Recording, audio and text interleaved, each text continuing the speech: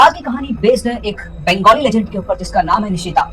लोग ऐसा कहते हैं कि निशिताक आपको रात के अंधेरों में आपके किसी पहचान वाले इंसान, एक ऐसे इंसान जिससे आप सबसे ज्यादा अटैच्ड थे और बाई चांस उनकी डेथ हो चुकी है, उस आवाज में वो आपको बुलाती है। और अगर एक बार आप उसके जाल में फंस जाएं तो ये आपके लिए एक बहुत बड़ी प्रॉब्लम क्रिएट कर सकता है। और कुछ ऐसे ही हमारे आज के इस इंसिडेंट के अंदर उज्जवल के साथ जिन्होंने हमसे ये इंसिडेंट शेयर किया है। 2019 से लेकर 2021 का टाइम एक ऐसा टाइम था जो सदी में शायद दोबारा कभी नहीं आएगा और कोई चाहेगा भी नहीं कि ऐसा टाइम दोबारा आए। जहां बात कर रहा हूँ कोविड टाइम की, जब दुनिया उलटपलट हो गई थी, लोगों की जिंदगी उलटपलट हो गई। कुछ लोग अपने काम से हाथ धो बैठे और कुछ लोग अपनी जिंदगी से हाथ धो बैठे। और सबसे ज्यादा बुरा हाल हुआ था विदेशों में नौकरी करने वालों का, क्योंकि लॉकडाउन की वजह से उनकी जॉब वहां पर चली गई थी और वहां पर वो सर्वाइव नहीं कर सकते थे। इसलिए कई लोगों को वापस लौटना पड़ा अपने देश। और ऐसा ही हुआ कुछ उज्जवल के साथ। उज्जवल की शादी ईयर 2000 में हुई थी और अपनी शादी के बाद उसके सामने कुछ ऐसे सर्कमस्टेंसेस आए कि उसे अपने मम्मी पापा का घर छोड़कर बैंगलोर शिफ्ट होना पड़ा। और फिर वो काम में कुछ ऐसा उलझा कि दोबारा कभी वो अपने नेटिव प्लेस और अपने उस घर में जहां पर वो पला पड़ा था वापस नहीं आ पाया। उसके पेरेंट्स अक्सर उससे मिलने बैंगलोर आ जाया करते थे और फिर 2013 में उसे एक जॉब मिली यूएसए में। और जैसे वो यूएसए शिफ्ट हुआ,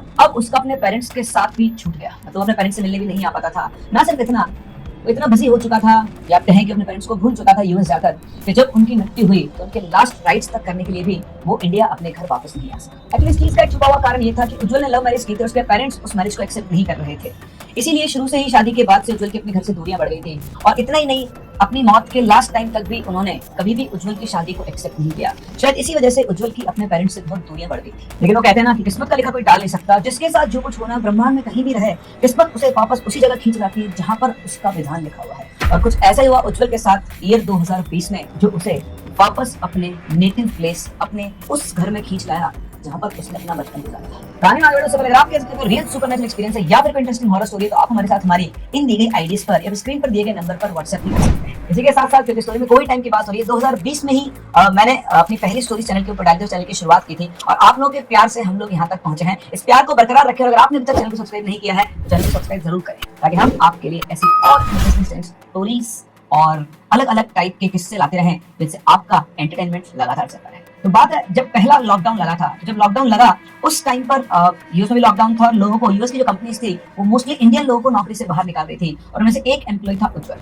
कुछ महीने, 3-4 महीने तो उज्जवल वहीं पे रुका रहा, लेकिन क्योंकि उसके पास परमानेंट रेजिडेंसी नहीं थी यूएस की, तो अल्टीमेटली उसको यूएस से वापस लौटना पड़ा। और इंडिया में उसने कोई इन्वेस्टमेंट नहीं किया था, उसका कोई घर नहीं था, इस वजह से उसको वापस से अपनी फैमिली के साथ अपने नेटिव प्लेस पर पहुंचना पड़ा जहां पर उसका घर था। उज्जवल की फैमिली में उसकी वाइफ सीमा और उसके एक बड़ी बेटी 15 साल का नाम हर्षिता था और उसका 12 साल का एक बेटा था जिसका नाम था हर्षित। करीबन 20 साल के बाद आज वो वापस अपने एंसेस्ट्रल हाउस, जिसके मम्मी पापा का घर था, उसमें लौटने को मजबूर था क्योंकि इंडिया में उसके पास रहने के लिए कोई दूसरी जगह नहीं थी। बड़े मुश्किल से लॉकडाउन के टाइम पर वो यूएस से वापस आया था और इंडिया में भी लॉकडाउन था, इसलिए उस टाइम पर प्रॉपर्टी खरीदना, ये सब कुछ करना, रेंटल प्रॉपर्टी पता मिल नहीं रही थी, उसके पास कोई ऑप्शन नहीं बचा और उसे घूम फिरकर अपने उसी पुराने घर के अंदर पहुंचना पड़ा। लौटने से पहले उसने कहीं से ढूंढ ढांड के कॉन्टैक्ट निकाला और उसे पता लगा कि उसका जो एंसेस्ट्रल हाउस, उसकी चाबी उन्हीं के गांव में उनके जानकार रहते हैं, उनके पास है। उसने उनसे कहा कि आप किसी को बुलाकर उस घर को थोड़ा साफ करवा दीजिएगा ताकि मैं वहां पर रह सकूं। पहले तो बहुत नाराज हुआ, उसको बहुत कुछ सुनाया, बट अल्टीमेटली वो उसी का घर था क्योंकि वो अपने माँ बाप का इकलौता बेटा था और उनके ना कोई फैमिली में कोई और रिलेशन में था ही नहीं, तो ये घर उसी का था। एनीहाउ उन्होंने उनके लिए उन्हें रिक्वेस्ट की, बहुत ज्यादा समझाया, तो उसकी सिचुएशन को समझकर उन्होंने ये काम किया और इन लोगों को अपने गांव पहुंचते पहुंचते रात के 11 बज चुके थे। और जो अपने गांव का नाम मेंशन यहाँ पर नहीं किया है, सो जब ये लोग वहां पर पहुंचे तो रात 11 बज चुके थे और क्योंकि आज 20 साल गुजर चुके थे, उज्जवल को कुछ आइडिया था कि यहाँ पर क्या है क्या नहीं है। पर जब वो यहाँ से गया था तब उसके घर के पास थोड़े बहुत ही घर थे। आज 20 साल बाद वो एक्सपेक्ट कर रहा था कि उस घर के आसपास और बहुत सारे घर बन चुके होंगे, लेकिन जब वो रात को पहुंचा तो देखा सन्नाटा पसरा हुआ था और आज भी उनके घर के आसपास सिर्फ वही 10-15 घर थे जो पहले कभी हुआ करते थे। उसके आसपास ऐसा रहता था कोई आबादी बसी नहीं है, उससे थोड़ा डिस्टेंस पर जाकर गांव में बहुत सारे घर थे। उसे लगा कि जिस तरह से मैं अपना घर यहाँ पर छोड़कर चला गया था, और भी गांव के लोग होंगे जो अपने इन घरों को छोड़कर चले गए होंगे। और इमेजिन करें अगर आप 20 साल बाद उस घर में पहुंच रहे हैं जहां पर आप पले बड़े हैं अपने माँ बाप के साथ, आपकी जिंदगी फ्लैशबैक में चली जाती है। जैसे वो घर के अंदर घुसा, घुसते ही बिल्कुल फ्लैशबैक में चला गया, कैसे वो अपने मम्मी और बाबा के साथ इस घर के अंदर रहा करता था, खेला करता था।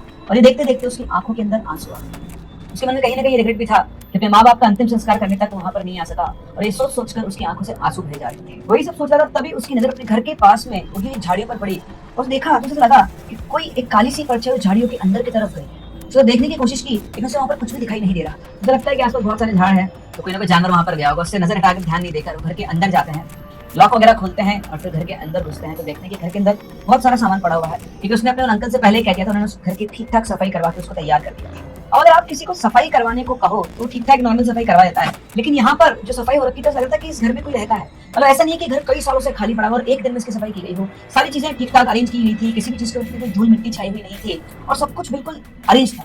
सीमा सबको देखकर बोलती कि तुम्हारे घर में कोई रहता है क्या? बोला जितना मैं जानता हूँ इस घर में तो कोई रहता नहीं है, मतलब मेरे आई मम्मी और बाबा रहा करते थे, बस उनके अलावा हमारा कोई और है नहीं, पता नहीं कौन रहता है, ऐसे मुझे लगता तो नहीं है, लेकिन शायद मैंने अंकल को कहा था तो उन्होंने सफाई ज़्यादा ही ठीक से करवा दी है ना, ज़्यादा इमोशनल हो गए होंगे अपनी स्टेज को सुनकर कि हम कैसे हमें यूएस से धक्के मार के बाहर निकाल दिया गया है, और इसलिए उन्होंने थोड़ा अच्छे से सफाई करवा दी है। खैर मजाक मजाक में दोनों बात करते हैं उस चीज़ को इग्नोर कर देते हैं। अंदर जाकर ये अपना सामान रखना शुरू करते हैं। अभी दोनों बच्चे हर्षित और हर्षिता अपने पापा के बचपन के घर को एक्सप्लोर करना शुरू करते हैं। पहले वो नीचे घूम रहे थे, फिर वो सीढ़ियां चढ़कर फर्स्ट फ्लोर पर जाते हैं और वहीं पर वो एक्सप्लोर कर रहे थे, और नीचे इनके मम्मी पापा अपना सामान अरेंज कर रहे थे। तभी उन्हें एकदम से हर्षिता की बहुत तेज चिल्लाने की आवाज आई। उसकी आवाज सुनकर एकदम से ऊपर की तरफ देखते हैं और सीढ़ी की तरफ भागते हैं। तो जैसे सीढ़ी की तरफ भागते हैं तो सीमा का पैर सीढ़ी पर रखकर मुड़ जाता है और एकदम से दर्द से चिल्लाती है, और उज्जवल जो होता है वो सीमा को संभालता है। इतने में ऊपर से हर्षिता भागते हुए आती है, उसको बहुत धीरे सी होती है, उससे देखकर उसके फादर पूछते हैं क्या हुआ, तुम क्यों चिल्लाई, क्योंकि ऊपर मैंने बहुत डरावनी सी बुढ़िया देखी। हर्षिता के बाद भागकर ऊपर जाता है, सब तरफ चेक करता है, लेकिन वहाँ कोई दिखाई नहीं देता। वापस आकर बोलता है कि तुम दोनों अपनी मस्तियां बंद करो, तुम्हारे चक्कर में पता है तुम्हारी मम्मी को चोट लग गई है। इस तरह से वो हर्षिता को डांट कर दोनों बच्चों को अंदर बिठा देता है कि तुम जाओ अपने कमरे के अंदर जाओ, रेस्ट करो, और बाकी ये फिर सीमा को संभालता है। इस इंसिडेंट के बाद ये लोग सब अपना अपने अपने रूम में, मतलब बेसिकली 2 रूम्स इनके नीचे होते हैं, एक में हर्षिता और हर्षित दोनों भाई बहन सोते थे और एक में ये हस्बैंड वाइफ। इनके घर में टोटल 4 कमरे थे, इसमें 2 कमरे इन्होंने ऑक्यूपाई कर लिए थे और 2 कमरे जिनके पास सामान वगैरह भरा हुआ था। और सभी लोग थके आ रहे थे, सो गए सिवाय हर्षिता के। उसके दिमाग में वही बूढ़ी औरत घूम रही थी जिसने थोड़ी देर पहले अपने घर के अंदर देखी थी। समझ नहीं आता कि वो क्या थी क्या नहीं थी। वो लेटे लेटे ये सोच रही थी कि तभी उसे अपने पास किसी की बहुत तेज सांसों की आवाज आती है, कुछ इस तरह से कोई बहुत दूर से दौड़ कर आया हो। उसे लगा कि शायद उसका भाई हर्षित उससे मजाक कर रहा है। उसने उसकी तरफ देखा तो हर्षित गहरी नींद के अंदर सोया हुआ था, लेकिन वो आवाज उसके कानों में साफ साफ आ रही थी, लेकिन उसे कोई दिखाई नहीं दे रहा था। वो कुछ और सोच पाती तभी एक हाथ आता है और उसके सिर के ऊपर इस तरह से कोई हाथ फेरता है ना, ऐसे हाथ फेरता हुआ उसे महसूस होता है। तो जैसे ही नजर उठाकर ऊपर देखती है तो फिर से वही बूढ़ी औरत दिखती है, बहुत तेज चिल्लाती है, लेकिन इस बार उसकी चिल्लाने की आवाज किसी को सुनाई नहीं होती। वो बहुत तेज 2-3 बार चिल्लाती है और अपने भाई की तरफ देखती है, उसके भाई के कान पर जू तक नहीं रेंग रही थी। इसका मतलब वहां पर एक ऐसा एनवेलप क्रिएट हो गया था जिससे बाहर हर्षिता की आवाज नहीं जा रही थी। वो बुरी तरह से घबरा गई थी, वो औरत उसको नहीं दिख रही थी, लेकिन वो चुपचाप उठकर अपने कमरे के कोने के अंदर जाकर बैठ गई और अपना सिर अपने ऐसे बैठकर उखड़ बैठकर अपना सिर अपने हाथ पे से रख लिया और बहुत तेज से चिल्ला रही रो रही, लेकिन उसकी आवाज किसी तक नहीं पहुंच रही थी।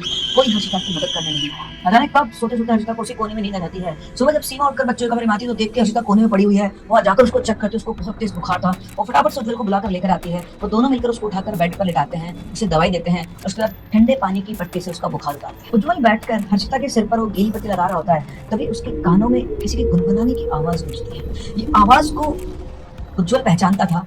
उस आवाज के डायरेक्शन में जब वो गया तो खिड़की से बाहर निकल उसने देखा तो सामने जो जंगल वाला एरिया था, एक औरत काले कपड़ों के अंदर खड़ी होकर उसी आवाज को गुनगुना रही थी। और जैसे ही उज्जवल ने उसको देखा वो घूमकर गुनगुनाते हुए उसी जंगल के अंदर कहीं पर खो गई। और वो धुन बार बार उज्जवल के दिमाग में गूंज रही थी। उसे ये तो पता था कि धुन उससे कहीं ना कहीं रिलेटेड है, लेकिन वो पहचान नहीं पा रहा था कि आखिर ये धुन है क्या। वापस हर्षिता के पास बैठता और उसके सिर पर पट्टी करने लगता है। उसकी हालत ठीक नहीं थी, वो नींदों में थी, और तभी अचानक से नींदों में हर्षिता उसी धुन को गुनगुनाने लगती है। जिसे उसको देखता वो चौंक जाता है। हर्षिता उठता, हर्षिता हर्षिता वो हर्षिता नींदों में हल्का से उठती है और उसको उठाती हुए रोने लग जाती है। उसे पूछता है कि तुम्हें धुन कैसे पता, और वो कोई जवाब नहीं देती है और रोते रोते वो वापस से सो जाती है। उज्जवल को लगा कि शायद उसका बहन है, वो आवाज उसके सिर में घूम रही है। उसकी पट्टी वगैरह करता है, जब वो सो जाती है उसका फीवर थोड़ा कम हो जाता है, वो उठकर गाँव में जाता है। आपको पता है लॉकडाउन के टाइम पर गाँव में ऐसे कोई बहुत बड़ी बंदिशें और पाबंदियां भी नहीं थी। तो गांव में जाता है, लोगों से मिलता है। वो किसी को पहचानता नहीं था। आज 20 साल बाद वो वापस आया था। तो जनरेशन नहीं हो गई थी शायद, या जो लोगों के साथ वो खेला करता था, जिनको जानता था, वो उस गांव को छोड़कर जा चुके थे। लेकिन जिसको भी वो अपनी पहचान बताता वो उसे इग्नोर कर देते थे, क्योंकि गांव का एक कल्चर होता है कि अगर आपने अपने माँ बाप के साथ गलत किया या फिर आपने अपने माँ बाप का ध्यान नहीं रखा, उनकी बात नहीं मानी, पूरे गांव को पता था उसने लव मैरिज की थी और गांव वाले इस चीज को सपोर्ट नहीं करते थे, इसलिए कोई भी उससे ज्यादा बातचीत नहीं कर रहा था। खैर वो गांव से जरूरत का सामान सब्जी वगैरह लेकर वापस अपने घर पे आ जाता है और तब तक हर्षिता उठ चुकी थी। हर्षिता उठी, उसको मिलती तो उसके पास आकर बोलता है कि बेटा तू मुझे धुन गुनगुना रही थी, वो तूने कहाँ से सीखी? बोलती कौन सी धुन पापा, मैं तो सोकर उठी हूँ। एक्चुअली हर्षिता को कुछ याद ही नहीं था। इवन उसे ये भी याद नहीं था कि रात को उसके साथ क्या हुआ क्या नहीं हुआ, क्योंकि उसने किसी भी चीज का जिक्र ना अपनी मम्मी से किया, ना अपने भाई से, ना ही अपने पापा से। इतना कहकर वो वहां से चली गई और अपने भाई के साथ खेली। अब उज्जवल के अंदर एक अलग से उलझन पल गई थी कि ये आवाज कहाँ से कैसे आ रही है। उसने बात सीमा से डिस्कस की तो सीमा ने कहा कि देखो तुम्हारा पुराना घर है, तुम्हारा बचपन यहाँ बीता है, हो सकता है तुम्हारा ये बहम हो, तुम्हें ऐसा लग रहा हो क्योंकि हमारे पेरेंट्स भी यहाँ पर नहीं है तो उनकी भी याद आती है, ऐसा कुछ भी नहीं, तुम सारा वक्त सोचो। इतना कहकर वो अपने काम में लग जाती है। इधर उज्जवल भी वापस बैठता है और ये सोचता है कि उसे क्या करना है, कि उसके पास कोई जॉब नहीं थी, उसको कोई ना कोई इनकम सोर्स तलाशना था। वो अपने फ्रेंड्स रिलेटिव सबको फोन करता है कि कुछ ऐसा काम मिल जाए जो घर से कर पाए, उसे कोई हेल्प नहीं मिलती है। थक आकर वापस से सीमा को बताता है कि यार कुछ हेल्प मिल नहीं रही है। तभी सीमा उससे कहती है कि तुम अपने आप के इकलौते बेटे हो ना, तुम्हारी मम्मी के पास ज्वेलरी होगी, तुम्हारी अपनी जमीन खेत भी तो है। तो कह रहे हाँ यार, तुमने ध्यान नहीं दिया, मेरी मम्मी के पास बहुत सारी ज्वेलरी थी और हमारे खुद के खेत भी है। तो ये सुनकर वो अपनी मम्मी का जो उनके घर का पेरेंट्स का जो भी सामान रखा हुआ था वो सब सामान वो चेक करने लगता है। घर के अंदर ढेर सारे संदूक बक्से रखे हुए थे। वो हर एक संदूक बक्से को खोलता है, चेक करता है, बट उसे कुछ नहीं मिलता। उसे समझ में आ चुका था कि जो रिलेटिव उसके आए होंगे, जिन्होंने उसके मदर फादर का अंतिम संस्कार किया होगा, वो सब सामान यहाँ से लेकर चले गए। वो ये भी सोच रहा था कि जब वो अपने माँ बाप के अंतिम संस्कार पर ही नहीं आ पाया, उसका उनके सामान पर भी कोई हक नहीं बनता है। ये सब सोचते सोचते वो वापस से बहुत इमोशनल हो गया और उसकी आंखों से आंसू बहने लगे। वो आंख बंद करके अपने मम्मी पापा को याद कर रहा था, रो रहा था। तभी उसके सर के ऊपर किसी का हाथ आ गया, उसके ऊपर हाथ फैला और ये टच उसके लिए बहुत फेमिलियर था। जैसे उसको ये महसूस हुआ, उसके पीछे घूम देखा, आसपास उसके कोई भी नहीं था, और उसको बिल्कुल ये पक्का था कि कोई अभी उसके सिर पर हाथ फेर रहा था। तो फिर ये लगता है कि अपने माँ बाप को याद कर रहा है, इसलिए उसे ऐसी आवाज सुनाई आ रही है।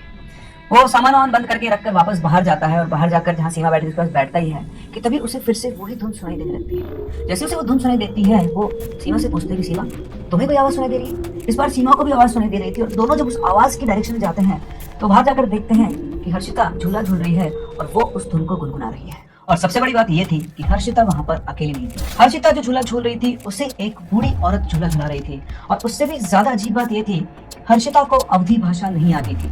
उसे हिंदी भी ठीक से नहीं आती थी, वो यूएस में ही पली बड़ी थी और उसका एक्सेंट भी हिंदी में नहीं था, लेकिन वो अवधी भाषा के अंदर उस धुन को गुनगुना रही थी। दोनों हर्षिता से पूछते तो बताते कि इन आंटी ने उसे धुन गाना सिखाया है। वो उनको देखते हुए दिखने में मतलब बिल्कुल अजीब सी तो थी ही, साथ साथ उनको पहचानता नहीं था उज्जवल। तो उज्जवल ने बोला कि आप कौन हो? उसने बोला कि बेटा तुम मुझे नहीं जानते हो क्योंकि तुम बहुत छोटे थे जब मैं यहाँ पर आया करती थी। इतना कहकर उज्जवल के पास आती है और उसके सिर के ऊपर हाथ फेरती है। ये बात सुनकर उज्जवल बहुत खुश हो जाता है कि चलो गांव में कोई तो उसे मिला जो उसे जानता है। वो हर्षिता, उज्जवल और सीमा उसको खुश होकर अपने घर के अंदर लाते हैं। जब औरत अंदर जा रही होती है तो सीमा उसके कपड़ों को ऑब्जर्व करती है कि मई का टाइम चल रहा है। उस औरत ने जो कपड़े पहने हुए थे उसमें सिर्फ उसका चेहरा और उसके हाथ के पंजे दिख रहे थे, बाकी पूरा शरीर उसका कवर्ड था। वो सोचते थे कि इतनी गर्मी में कोई ऐसे कपड़े कैसे पहन सकता है, लेकिन उसे दिमाग लगाया। उसने सोचा कि हाँ हो सकता है गांव के लोग हैं, वो अपने पहनावे से बहुत जिनका पहनावा उसी को फॉलो करते हैं। इस तरह से वही औरतें हैं जिनका ट्रेडिशनल पहनावा है, ये उसी को पहनकर यहाँ पर रहती होंगी। उस दिन शाम को जब उज्जवल सब्जी लेने के लिए घर से बाहर गांव में पहुंचा तो हर एक आदमी उसको बहुत ही अजीब सी नजरों से देख रहा था। कोई उससे बातचीत तक नहीं कर रहा था और इवन सब्जी वाले ने भी उसे सब्जी लेने से मना कर दिया था। उसे अपने घर में खाने के लिए सब्जी भी गांव से बाहर दूसरे गांव से जाकर लानी पड़ी। घर आकर उसने बात जब उस बूढ़ी औरत को बताई तो उसने कहा कि तुम इन लोगों के ऊपर ध्यान मत दो, इस घर पर और तुम्हारे खेतों पर इन गांव वालों ने कब्जा कर रखा था, लेकिन अब तुम आ गए हो ना, तो इनके हाथ से घर और खेत चले गए हैं, इसलिए ये सब लोग तुम्हारे साथ ऐसा बर्ताव कर रहे हैं। उसकी बात सुनकर उज्जवल को ये समझ में आती कि हाँ कह तो वो जो भी अम्मा है वो सही कह रही है, और उसने इस बात को भी इग्नोर कर दिया। तो सब खाना पीना खाते हैं, उसके बाद अपने अपने सोने चले जाते हैं। तो जो औरत थी वो हर्षिता और हर्षित दोनों को उनके रूम में एक लोरी सुनाती है। उस लोरी को सुनकर उज्जवल वहां पर आता है और वो भी उस लोरी को सुनने लगता है, और सुनते सुनते वो बोलता है हर्षिता और हर्षित से कि जब वो छोटा था तो उसकी मम्मी भी उसको यही लोरी सुनाती थी, यही लोरी सुना के उसको सुलाया करती थी। फिर अम्मा से पूछता है कि अम्मा आपको ये लोरी कैसे आती है? बोलती कि बेटा इस गांव में हर माँ अपने बच्चों को यही लोरी सुनाती है, इसलिए मुझे भी यही लोरी आती है। अर्चिता और हर्षित के सोने के बाद वो औरत वहां से उठती है और अपने घर के लिए जाने लगती है। बोलती है अच्छा बेटा मैं चलती हूँ, कल तुमसे मिलने आऊंगी। तो सीमा बोलती है कि आपका घर कहाँ पर है, आपको उज्जवल छोड़ देंगे, आप रात में अकेले वहां जाएंगे, अंधेरा बहुत है। तो बोलती है कि बेटा मेरा घर दूर है और मेरा तो गाँव है, मैं तो रोज ही यहाँ पे घूमती रहती हूँ, ऐसी कोई बात नहीं है। ये मुझे छोड़ के आएगा तो उज्जवल यहाँ पे अकेला पड़ जाएगा, और ये कई सालों बाद यहाँ आया है, ये ना गाँव के रास्तों को जानता है ना गाँव के खतरों को। तो उसकी बात सुनकर उज्जवल से बोलते हैं ठीक है आप ध्यान से जाना, बोलते तुम चिंता मत करो। तो वो औरत जैसे घर से बाहर निकलती है, सीमा उनके पीछे जाती है टॉर्च लेकर के, बहुत अंधेरा है वो उनको रास्ता दिखा देगी। लेकिन जैसे वो निकली थी, उस औरत जब घर की दहलीज क्रॉस की होगी, इतने में सीमा टॉर्च लेकर पहुंची तो देखा चारों तरफ घना अंधेरा था और उस औरत का कहीं नामो निशान नहीं था। उससे कुछ समझ में नहीं आया इतनी जल्दी कोई कैसे जा सकता है। वो अपना गेट बंद करके वापस अपने घर के अंदर चली जाती है, और जैसे अपने घर की खिड़की को क्रॉस कर रही थी उसकी नजर पड़ती है तो वो देखती है कि खिड़की से जो बाहर जंगल दिखाई दे रहा था, उस जंगल के छोर पर मतलब घर से थोड़ा दूर एक औरत की परछाई बनी हुई थी जो खड़ी होकर शायद इनके घर की तरफ देख रही थी। वो टॉर्च पर मारती हुई देखती है अजीब सी औरत वहाँ खड़ी हुई है और उनके घर की तरफ देख रही है, और जैसे उसकी शक्ल दिखती है फटाक से उसे हाथ से टॉर्च गिर जाती है, उसे टॉर्च गिरती आवाज होती है। तो उज्जवल घबराता है, पूछता सीमा से क्या हुआ, तो उसको बताती है कि ऐसे एक औरत खड़ी है जो हमारे घर की तरफ देख रही है। उसने टॉर्च उठाई और वापस टॉर्च मारी तो वहां पर कोई भी नहीं था। तो सीमा से बोलता है कि शायद तुम्हारा वहम है, तो पहले कभी गांव में नहीं रही हो, इतना अंधेरा देखकर तुम शायद थोड़ा घबरा गई हो, ऐसा कुछ भी नहीं, देखो वापस वो टॉर्च दिखाता है वहां पर कोई भी नहीं। इसके बाद ये लोग सोने चले जाते हैं। लेटे लेटे उज्जवल ये सोच ही रहा था कि यार वो औरत अगर उसे बचपन से जानती है तो उसे उसका चेहरा क्यों याद नहीं है, उसने कभी उस औरत को क्यों नहीं देखा। तो दूसरा, अगर उसे बचपन से जानती है तो आज 20 साल बाद उसे कैसे पहचान। खैर वो ये सब सोच रहा था और सोचकर जैसे उसने करवट बदली तो करवट बदलने से लगा कि वो औरत जिसके बारे में सोचा था वो उसी के पास में लेटी हुई है और वो उसी को देख रही है। तो समझे से घूमते ही जैसे उसने देखा तो वो चौंक खड़ा हो गया, अपनी लाइट्स ऑन की, और जैसे लाइट्स ऑन की वहां पर कोई भी नहीं था, वहां सीमा ही उसके पास में लेटी हुई थी। वो घबरा गया और उसे लगा कि वो बहुत ज्यादा सोच रहा है शायद। तभी उसे कुछ अजीब सी आवाज आती है, कुछ ऐसे से कोई कुछ खा रहा हो ला के साथ ऐसे करके।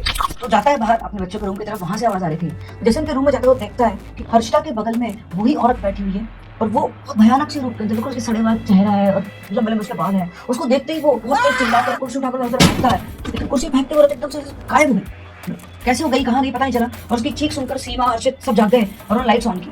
सीमा उज्जवल से पूछती कि क्या हुआ, तो बोलता है कि हमारे यहाँ पर बिल्कुल भी ठीक नहीं है, ये जगह सही नहीं है। सीमा को भी शक तो बहुत हो चुका था। उससे पूछता है कि हुआ क्या, तो उसको बताता है कि ऐसा उसने देखा, और वो बातचीत ही करते तभी उसे किसी के बहुत जोर जोर सांस लेने लगे थे। वैसे उनको देखते तो देखते कि ऐसी आवाज हर्षिता निकाल रही है। वो भागकर हर्षिता के पास जाता है, पूछता बेटा क्या हुआ, और उससे बात करने के लिए नीचे घुटनों पे झुकता है, तभी हर्षिता उसका गला पकड़ लेती है। उसका गला बहुत तेज होने लग जाती है। उस 15 साल की बच्ची के अंदर न जाने इतनी ताकत कैसे आ गई थी कि सीमा और उज्जवल मिलकर भी उसके एक हाथ से उज्जवल के गले को छुड़ा नहीं पा रहे थे। उसने अपने नाखून उज्जवल की गर्दन में चुभा लिए, तो इतने चुभा लिए थे कि उससे खून निकलना शुरू हो गया था। और तब अचानक से उसने एक हरकत की, जैसे ही खून की वो धार वो बूंद गले से निकली, हर्षिता ने उसको ऐसे करके चाट लिया। ये देखते सीमा की हालत खराब हो गई। उज्जवल को समझ आता है कि हर्षिता को क्या हो गया है। वो कुछ सोच पाते तभी उनके कानों में फिर से वही धुन सुनाई आती है। वो देखते हैं तो खिड़की के अंदर, ये खिड़की थी घर की, उसके बाहर वही औरत खड़ी हुई थी। वो इनको देख के मुस्कुरा रही थी और वो उसी धुन को गुनगुना रही थी। इधर हर्षिता बिल्कुल बेसुध थी, वो किसी के वशीकरण के अंदर हो। सीमा बार बार हर्षिता को होश में लाने की कोशिश कर रही थी, लेकिन जितनी बार हर्षिता को हिलाती वो अपनी पकड़ को और तेज कर देती। उसकी वजह से उज्जवल का दम घुटता जा रहा था। लेकिन तभी अचानक से उन लोगों को बहुत सारे लोगों की आवाज़ सुनाई आती है, जैसे बहुत सारे लोग चलते हुए इनके घर की तरफ आ रहे हैं, और उनमें से कई लोगों के हाथ में शंख थे और वो शंख बजाते हुए आ रहे थे। ये कोई और नहीं, वो सभी गांव वाले थे जो एक साथ मिलकर इनके घर की तरफ आ रहे थे। गांव वालों बातों देखकर औरत एकदम से वहां से जंगल में भाग जाती है, और उस औरत के भागते ही हर्षिता वही की वही बेहोश हो जाती है। सारे गांव वाले वहां पहुंचते हैं, पहुंचकर उज्जवल उसकी फैमिली को वहां से बाहर निकालते हैं, और उसके बाद वो हर्षिता को मंदिर पर लेकर जाते हैं, जहाँ पर मंदिर के जो पुजारी हैं वो उनसे मिलते हैं। वहां पहुंचने के थोड़ी देर बाद हर्षिता अपने आप ही ठीक हो जाती है। उसके ठीक होने के बाद उज्जवल उन पंडित जी को जाकर पूछता है कि वो औरत कौन थी और उसका मेरे घर से क्या संबंध है। तो जो पुजारी बाबा थे वो आते हैं और बोलते हैं बेटा वो निशी डाकिन है, और उसने इस पूरे गांव को तबाह कर दिया है। तुम्हारे माँ बाप की मौत में भी उसी का हाथ था। उज्जवल को कुछ समझ में नहीं आया, बोलते निशी डाकिन क्या होती है। बाबा आप मुझे पूरी बात बताओ, आखिर बात क्या है और औरत क्या चाहती है। फिर बाबा उसे पूरी कहानी बताते हैं कि बेटा निशी डाकिन, या जैसे निशिदाक भी बोलते हैं, वो एक बहुत ही शक्तिशाली चुड़ैल होती है, और उसके पास एक ताकत होती है, एक विद्या होती है, जिससे वो किसी भी इंसान की आवाज निकाल सकती है। ये जिसका शिकार करना चाहती है उसके किसी रिश्तेदार या फिर उसके किसी क्लोज आदमी की आवाज में उसे पुकारती है। कई बार अंधेर सुनसान रास्तों में कोई इंसान अकेला चल रहा होता है तो उसके किसी परिचित की आवाज में उसे आवाज लगाती है, और अगर उसकी आवाज पर रिस्पॉन्ड कर दिया जाए तो फिर वो उस इंसान को अपना शिकार बना लेती है। करीब 10 साल पहले ये गांव बिल्कुल फला फूला गांव था, लेकिन न जाने कहां से इस निशित आखिर की नजर इस गांव के ऊपर पड़ी। कुछ ही दिनों में गांव के अंदर से 5 लोग एकदम से गायब हो गए, और उनमें से 2 लोगों की लाश मिली। किसी को कुछ समझ में नहीं आया कि इनकी मौत का राज क्या है, तो कई लोग गांव के घर छोड़कर चले गए। फिर तुम्हारे पिताजी ने इस चीज का बीड़ा उठाया कि वो देखना चाहते कि आखिर सब क्या हो रहा है, तो फिर उनने गांव के कुछ मर्दों के साथ मिलकर रात के टाइम पर पहरा देना शुरू किया। और एक रात वो देखते हैं करीब 50 साल की उम्र की एक औरत एक घर के बाहर आवाज बदल कर रह रही है। उसकी आवाज बिल्कुल उस घर के अंदर रहने वाले सरोज की तरह ही थी, और वो देखते हैं कि वो औरत सरोज की आवाज में रो रही है, और अपनी माँ को रोता हुआ सुनकर उसकी बेटी जब गेट खोल के बाहर निकलती है, उसके पास में आती है, वो एकदम से उस लड़की को पकड़कर जंगल के अंदर भाग जाती है। उसका पीछा करते हैं लेकिन वो कहाँ गायब हो जाती है किसी को पता नहीं चलता है। और उस दिन सबको रियलाइज होता है कि गांव के अंदर जो लोग गायब हो रहे हैं उसके पीछे ही निशी डाकिन है। अगले दिन पूरी पंचायत बुलाई गई, पूरे गाँव में बताया गया कि गाँव के अंदर रात के टाइम पर चुड़ैल घूम रही है जो लोगों की आवाज निकालती है, और जो कोई उसके आसपास पहुंच जाता है उसको लेकर वो जंगल में गायब हो जाती है। जब ये बात हुई तो उस गांव के महंत को बुलाया गया, तो महंत ने जब पता किया तो उन्हें पता लगा कि एक निशी डाकिन है और ये बहुत शक्तिशाली है, वो अकेले इसका सामना नहीं कर पाएंगे, उन्हें बड़े पुरोहित जी को बुलाना पड़ेगा। जब बड़े पुरोहित जी से बातचीत की गई तो उनको आने में करीबन 10-15 दिन का समय लगने वाला था, इसलिए पूरे गांव को सतर्क रहने के लिए कहा गया। उस दिन के बाद से गांव के अंदर किसी का भी गायब होना या मौतें होना बंद हो गई, क्योंकि सभी लोग को आवाज तो आती थी बट कोई भी उसकी आवाज सुनकर घर से बाहर नहीं निकलता था। लेकिन करीबन 8-10 दिन के बाद तुम्हारे घर में तुम्हारे माता पिता की लाश मिली, और वो भी बहुत बुरी हालत में। ऐसा लग रहा था कि उनके पूरे शरीर से किसी ने खून चूस लिया, पूरा शरीर अकड़ गया था और पूरी चमड़ी उनकी सफेद पड़ गई थी। ये सब देखकर पड़ोसियों ने बताया कि रात के टाइम पर उन्हें उनकी गली के अंदर तुम्हारी आवाज गूंज रही थी। पड़ोसी को तो ये पता चल गया था कि ये कौन है, लेकिन शायद तुम्हारे माँ बाप तुम्हारे मुंह के अंदर कि हमारा गया हुआ बेटा वापस आ गया है, वो घर से बाहर निकला है, और उस निशी डाकिन ने उनको अपना शिकार बना लिया। तुम्हारे पिताजी ने पूरे गांव को आगाह किया, लेकिन वो खुद उसी के शिकार बन गए, और इस मौत ने पूरे गांव में दहशत फैला दी। इसके करीबन 3-4 दिन बाद पुरोहित जी आए और उन्होंने कहा कि अब इसको इसी घर के अंदर बांध देते हैं क्योंकि इस घर में कोई रहने वाला नहीं है। और वो एक्चुअली उसकी मौत के भी अगले 3-4 दिन तक तुम्हारे घर के अंदर निशिदाक दिखाई देती थी। तो पुरोहित जी ने पूजा वगैरह की और उसको इसी घर के अंदर बांध दिया। उसके बाद इस घर के आसपास भी कोई भटकता नहीं था, और जैसे तुम देख पा रहे हो उसके आसपास के सभी घर खाली कर दिए गए हैं। लेकिन तुम अभी कुछ दिनों पहले अचानक से यहाँ पर आए और तुमने उस घर का गेट खोल दिया, तुमने उस बंधन को मुक्त कर दिया। तो कहता है कि लेकिन मैंने तो अपने रिश्तेदार उनसे कहा था उस घर की सफाई करने को। तो उस घर की सफाई किसी ने नहीं की। उस घर में वो निशिदाक रहती थी, वो ही शायद उसकी साफ सफाई करती हो। तुम्हारा जो रिश्तेदार है उसने तुमसे झूठ बोला। उसे लगा कि जब वो पहले दिन घर पहुंचे थे तो घर बिल्कुल साफ था, उसे लग रहा था कि उसके रिलेटिव उन्होंने वो घर साफ करवाया है, लेकिन यहाँ तो कहानी कुछ और ही थी। तुमने बिना किसी से बात किए यहाँ पर आकर उस घर को खोल दिया, और इसलिए हम गांव वाले सभी इससे नाराज थे, हम तुमसे कोई बात नहीं कर रहे थे। और बेटा गलती हमसे भी हुई है, तुमसे नाराजगी के चक्कर में हमने तुम्हें कुछ भी नहीं बताया। लेकिन जब पिछले 3-4 दिन से तुम यहाँ पे आराम से रह रहे हो, कोई दिक्कत नहीं है, तो हमें भी लगा कि या तो वो ताकिन मर गई है या फिर वो इस गांव को छोड़कर चली गई है, इसलिए तुम में से किसी को कोई भी प्रॉब्लम नहीं हो रही है। उसके आगे क्या हुआ ये तुमको अच्छे से पता ही है। उनकी बातें सुनकर उज्जवल को बहुत गुस्सा आता है। अभी तक उसे लगता था कि उसके माँ बाप की नेचुरल डेथ हुई है, लेकिन जब उसे पता लगता है कि उस निशी ताकिन की वजह से उसके माँ बाप की मौत हुई है, तो उसके अंदर बदले की एक भावना जाग उठती है। वो कुछ कर तो नहीं सकता था क्योंकि वो किसी के पकड़ में नहीं आ सकती थी, पर वो उनसे बोलता है कि आप मुझे पुरोहित जी से मिलवाइए, मैं उनसे मिलूंगा और मैं इस गांव को उस चुड़ैल के जंगल से आजाद करवाऊंगा।